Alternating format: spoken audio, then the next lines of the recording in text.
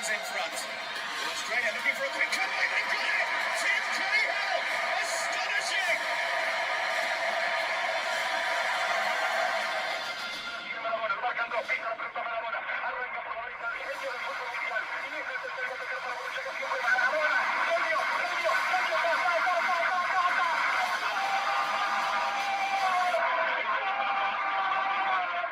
Wow! Ladies and gentlemen, the World Cup is over. The World Cup is finally over. What a year 2022. This is by far one of the greatest World Cups ever in the history of the game. Yani, hakuna game kama hii. Hii ni maajabu. Interesting. We watched the matches from the start, and there is no question it's been one of the most interesting ever seen matches in the history of the game. I mean, who would ever think that at the 82nd minute, after 80 minutes, France was going to equalize? Who would ever think that at the end of this, it would be decided by the penalty? Stunning, interesting. Just quite interesting game to watch, and that is one of the reasons why soccer is the most popular sport in the world.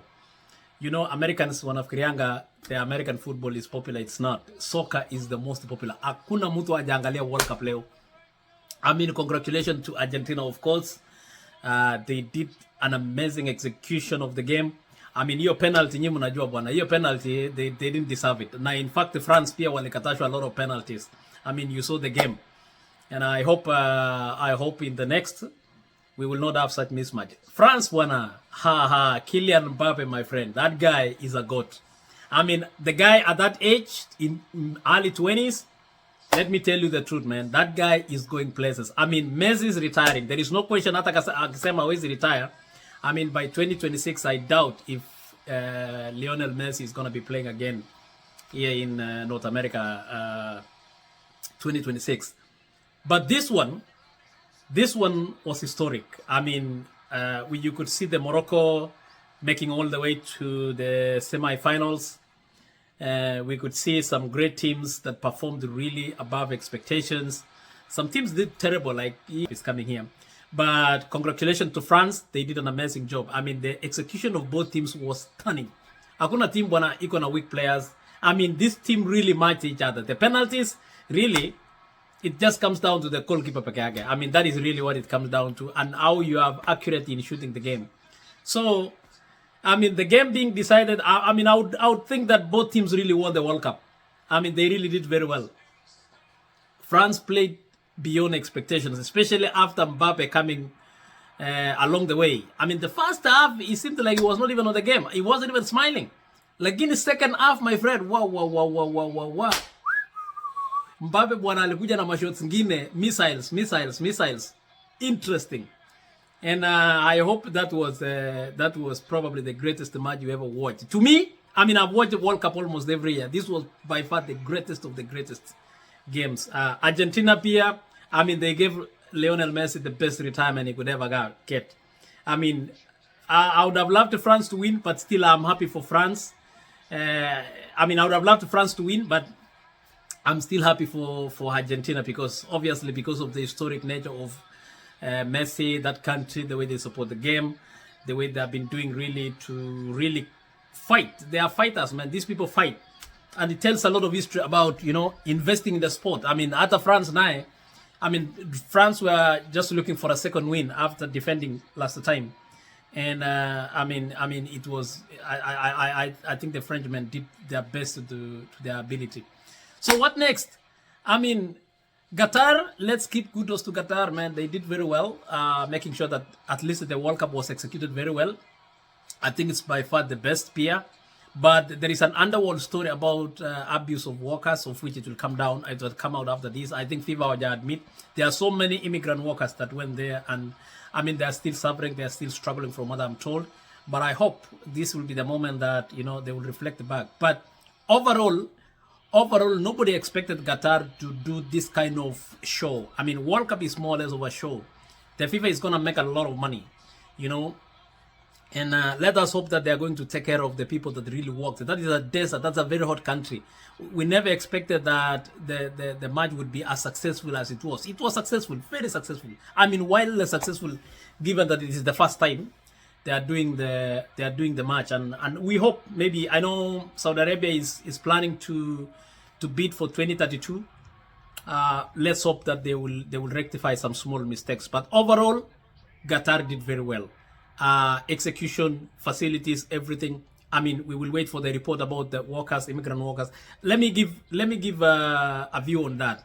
I don't think they should remember that, you know, Qatar to have really welcomed so many immigrant workers to come and work there was a positive thing, especially for developing and African countries. Many people from poor countries really never get that chance. I mean, I say that really truly meaning. Many people from developing countries or even poor countries do not get a chance to go work in these countries. I know, saizi the next World Cup itafanyika kwa United States hapa, Canada na Mexico. I don't know whether they will be able to welcome Africans wakuja wafanye.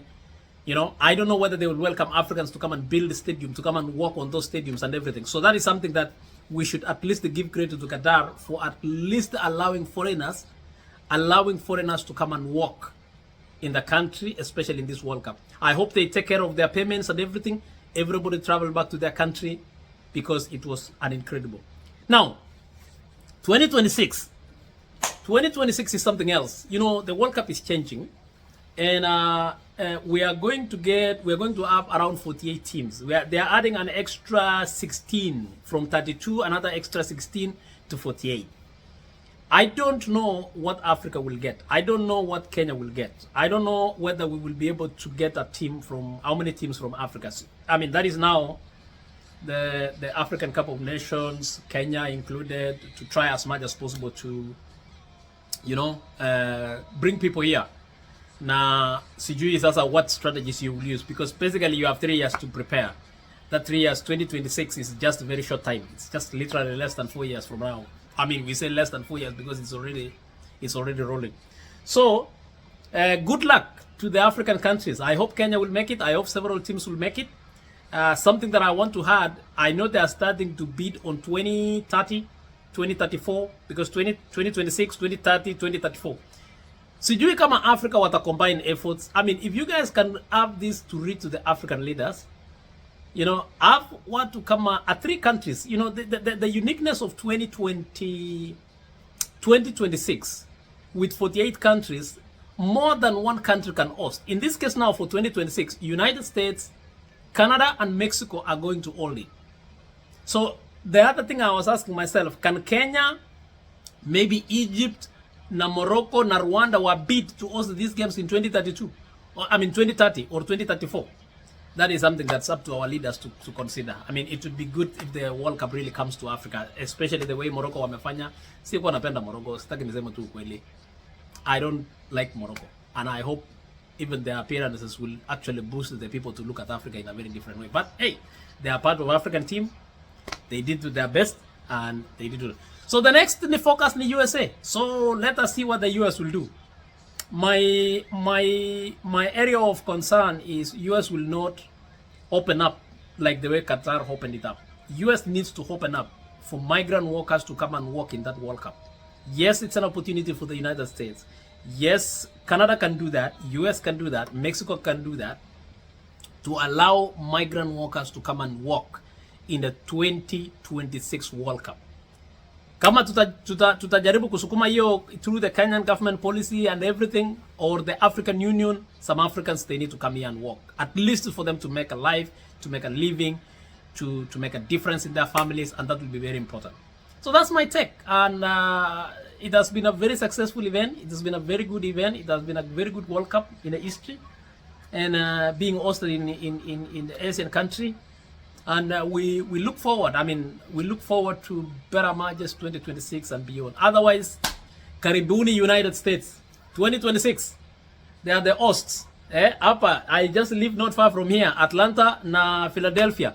They will have games within the reach here. USA of A. They are going to host the game in 2026. Na kama utameka kukuja, I will host you.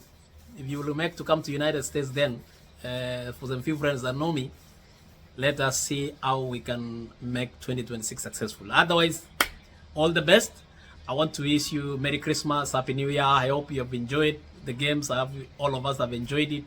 And we look forward to good engagement next year as we develop the talent of sports in Kenya and in different other places. Asanteni sana, Mungu awabariki. Merry Christmas. Mimi naitwa Cheserek.